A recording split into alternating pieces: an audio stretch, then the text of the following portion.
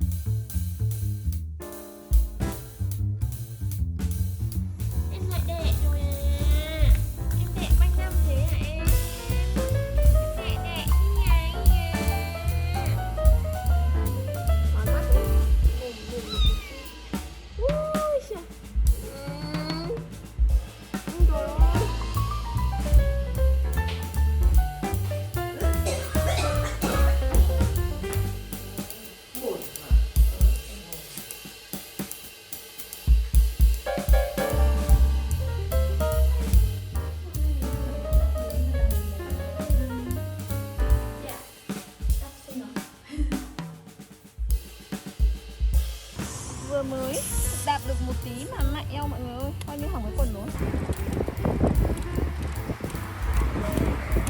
Nhìn ở dưới cái bóng thì cho mình buồn cười vãi chưởng á. Một đứa nó đạp ở trên các bạn nghe kìa. Góc kia Nhưng mà tôi thích cái sự mỏi này. Và chúng mình cả tôi đang tiêu cái lợn và trà sữa rồi này. Thử thách 7 ngày không trà sữa, let's go.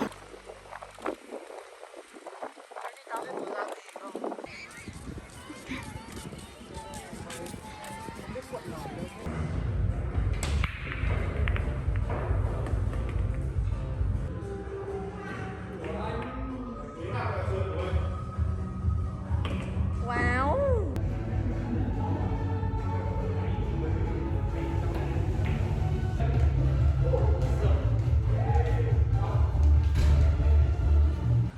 Thế là chúng tôi đạp xe về sau khi chơi mấy trận. Hôm nay là một ngày rất là kiểu năng động ấy, không thiếu bộ môn. Đấy, thanh niên đấy muốn ăn thì phải làm. Chứ bây giờ không làm mà muốn có ăn thì ăn gì hả mọi người? Mọi người điền cho em vào cái đoạn đấy.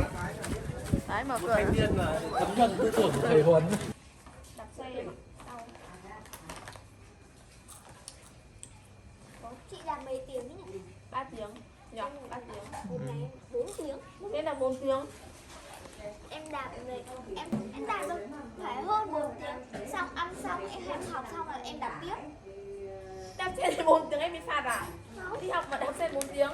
Không.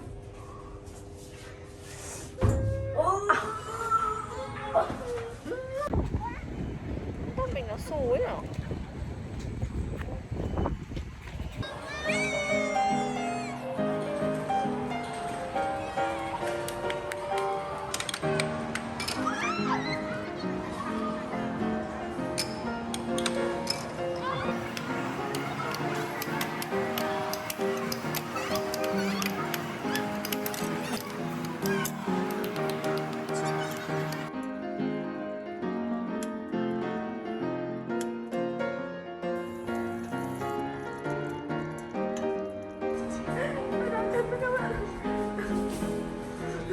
Sáng nay bóng lại chứ.